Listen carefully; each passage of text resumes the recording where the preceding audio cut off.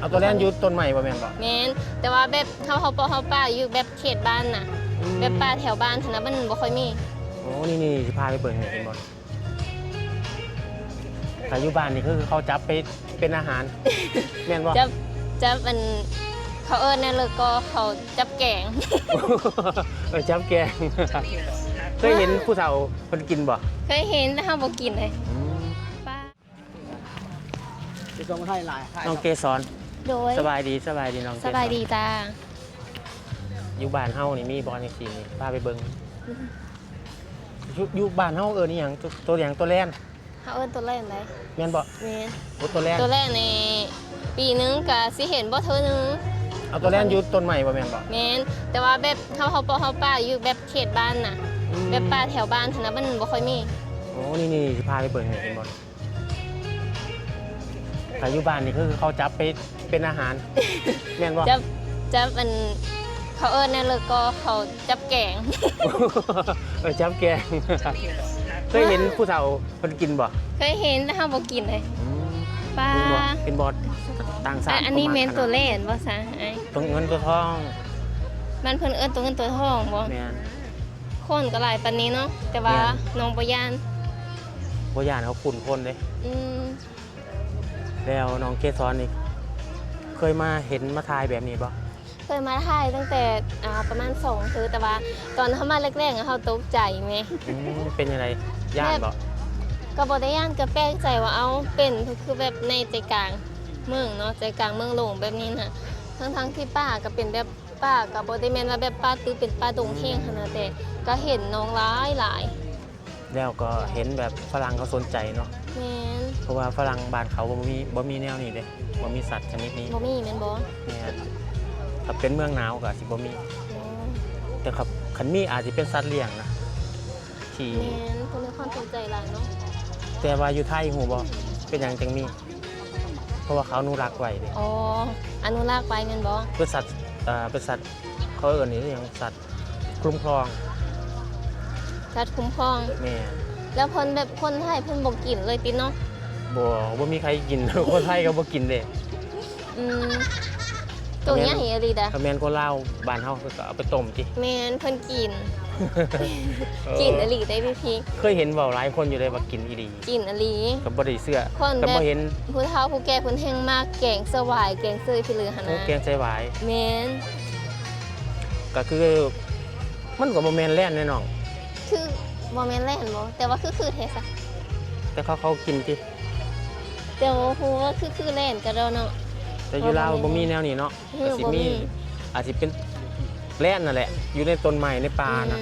แต่ว่าตัวใหญ่ปานนี้บ่เคยเห็นแต่ว่าบ้านเฮานี่หายากได้อ้ายแม่นบ่เผื่อบ่มีเนาะอย่าอืดเลยมันจะแบบว่าแล้วก็อย่าสูญพันธุ์แหละเพราะว่าบ่มีการคุ้มครองบ่มีการอนุรักษ์แม่นเพราะว่าคันผู้เลยเห็นเนาะอยู่ในป่าสิแบบไล่จับหรือว่าแบบไล่เอาจับข้าวทางชาติไม่อีเลยไม่ข้าวทางชาติตื่นเต้นมากเลยนะอุ้ยแลนมานี่กับน้องก็แลนไปฮอบแบบแลนไปไหว้คือกันได้เขากินอาหารดิเขาโยนอาหารนี่ใช่ป่ะข้าวทางชาติยังตื่นเต้นนะน่าจะเป็นคนจีนเนาะตื่นเต้นนี่ขนาดอาหารให้กินเลยป้าเขาก็ตื่นเต้นแล้วมาเธอแรกเนาะแต่ว่าเห็น2-3เธอแล้วก็เห็นก็ยังแบบแม่นอยู่สมบัติเฮาก็เห็นประจำแต่ว่าบ่แม่นแนวนี้เนาะเป็นแล่นเป็นหยังตัวบ่ใหญ่ปานนี้ไม่ให้อาหารเนาะเขาห้ามให้อาหารอาจสิเป็นน้ำทรงเนาะแต่ว่ามีบางทรงที่เพิ่นเปิดเพื่ออาหารตอนนั้นเนาะน้ำทรงที่ตั้งสรรค์นี่หลายดีเนาะหลายก็คนไทยแบบหลายแล้วก็เบิ่งเดี๋ยวแนมไปแนมมานี่คนไทยแท้บ่มีเลยหุ่นฟังหุ่นยังหลายหุ่นยางไม่พุ่งฟังหุ่นต้นยังไงคนต่างชาติหลายเลยก็มองมันเด้อค่ะแต่ว่าคนต่างชาติเข้ามาสวนสาธารณะนี่กับเพิ่นกับบ่ได้เก็บเงินแต่ว่าไอ้บ่แล้วเนาะสาธารณะก็เป็นสวนที่สาธารณะหมายถึงว่าใครมาใช้ก็ได้ฟรีแล้วเนาะว่าแล้วก็แบบมีเสน่ห์อีกอย่างเนาะมีเสน่ห์ตัวเนาะปลาไหลเฮ้ยโหจุ๊บอยู่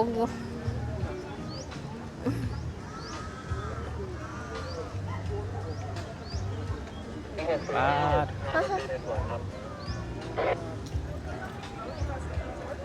ฝรั่งอยากลองของ นี่บ่ ตัดคือหลาย ฝ เท่า รั่ ไห งอยากลองของ บ่ ก็ต้องดูเนี่ยตอนนี้ เมื่อกี้ฝรั่งทำอะไร เมื่อกี้ฝรั่งก็ จับ เหมือน หรอ เข้าไปใกล้ แล้วก็อาจจะไปให้อาหาร เจ้าหน้าที่ก็ เอามาเตือนอ่า เมื่อกี้ก็เพิ่นให้ เขากลัวว่าวัดจะกัด แน่นอนมาดูฟันนะ ฟันมีพิษนะ ฟันมีพิษหางด้วย เออน้ำลายมีพิษ แต่นี่เลยครับนี่เจ้าหน้าที่เข้ามาเลยครับ นี่เจ้าหน้าที่คอยดูแลอยู่เนาะ เข้ามาเตือนในความ กลัวว่านักท่องเที่ยวจะไปจับเนาะ ก็เป็น น้องเกสรทายคนหลาย หึ ๆทายคนหลายๆนั่นนี่ อยู่บ้านเขาเป็นยังไงมีบ่แนวนี่มีเนาะ นกนี่ก็บ่ได้เห็นไหน นี่นะอีกานี่เนาะ นกกาก็บ่ค่อยมีนกก็บ่ค่อยมีนะ อยู่บ้านเฮานี่มันย่านคน มันย่า เป็น น ค คน น ละแล่น ยิ่ง หนี้ เอาเห็นเขายิ่งอีดี ครับวันนี้สวนลุมพินี ย่างมาไกลก่อน ท่องเที่ยวมาแล้วก็ถ่ายรูปนะถ่ายรูปแล้วเอาไปโชว์เพื่อนที่บ้านนะครับแล้วก็ โอ้ เป็นเรื่องที่แปลกใจ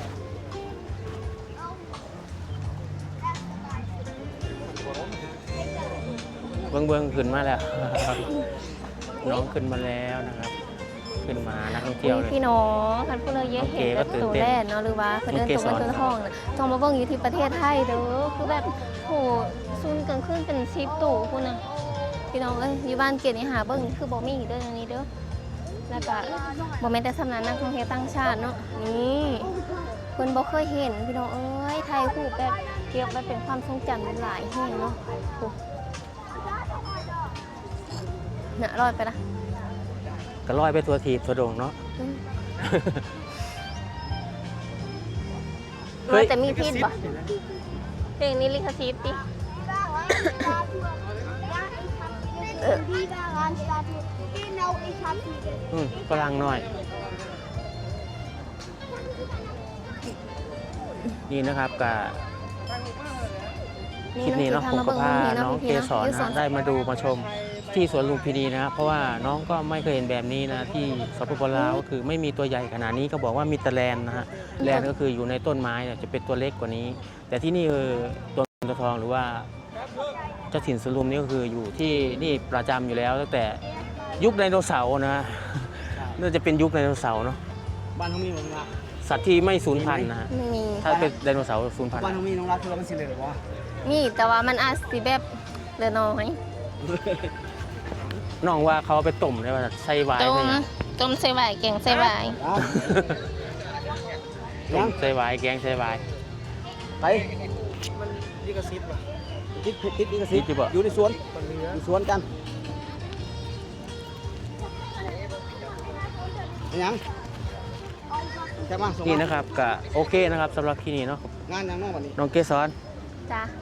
บัดนี้ได้มาเห็นแล้วก็สิเป็นจังไดอยู่บ้านเฮาก็สิอยากมีอนุรักษ์คุ้มครองไว้แบบนี้บ่เพราะว่ามีนักท่องเที่ยวมาเห็นจังซี่รู้สึกจังได แม่นคันเป็นไปได้ก็เนาะแต่ว่าอยู่บ้านเฮาก็เขาก็หาแบบใส่ฟ้าใส่ทองขนาดนั้นเพราะว่ารายได้ส่วนหลายบางคนก็แบบว่าบ่ได้คู่มือเนาะก็หาอาศัยแบบหาอยู่หากินตามธรรม เอา ชาติ ก็หมายถึงว่าจัดมาเป็นแบบ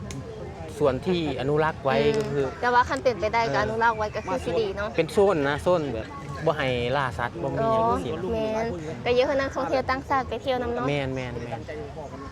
โอเคนะครับสำหรับที่นี่เนาะขอบคุณน้องเกสรเนาะที่มาออกคลิปน้ำนะพามาเห็นอย่างหลาย ๆ อย่างในเมืองที่มีนักท่องเที่ยวที่ชื่นชอบเนาะสำหรับคลิปนี้ขอตัวลาไปก่อนบ๊ายบายสวัสดีครับ